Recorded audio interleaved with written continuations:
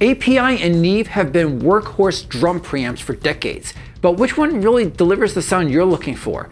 Let's do a deep dive comparison of these two preamps on the kick drum with different mic positions. For the API, my bass drum will be running through my API 3124 Plus model with the input pad turned on. The APIs are known for having great attack, really fast transients, and that color really shines through when you saturate the preamp. So as such, we're going to run this hot. We're going to go to almost 18 dB over 0 coming out of the pre, and then once it gets to my audio interface, I'm going to enable a minus 20 dB pad. For Neve, I'll be using my BAE 1028 model.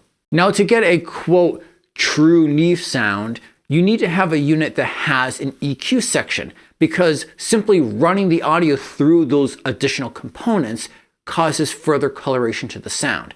But since we want to do a true A/B test to my API, which doesn't have an EQ, what we're going to do is enable the EQ section, but for each of the EQ frequency points, we're going to have them set to off. I'll run this unit hot as well, and then again, it'll go through the minus 20 dB pad on my interface. Since the position of the mic can have such a big impact on the sound, we're going to use one microphone for the comparison, and then we'll split the signal coming out of the mic, running one end into each preamp. For this test, we'll be miking my DW Collector's Purple Core Maple bass drum. The size is 18 by 22. We're going to run through 3 different positions. The first is going to be in the middle of the reso head, pulled back a few inches. Second will be with the diaphragm of the mic, or the grill of the mic, just inside the porthole. And then the third is that microphone will be further into the bass drum. Once in the computer, there's not going to be any other processing on those 2 tracks other than time and phase correction. Not even gating will be on the bass drum tracks. My other tracks will have additional processing, including my overheads, which are going to roll off some of the low-end frequencies.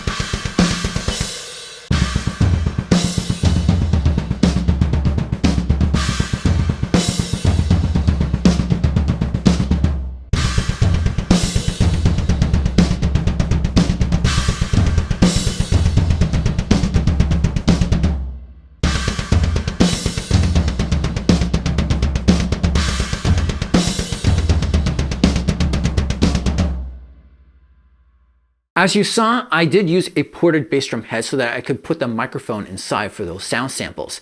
Porting the head does have an impact on the sound. Even if you're just miking the reso head, the sound will change once it's ported. And you can hear some audio comparisons of ported versus unported heads right over here. Until next time, peace.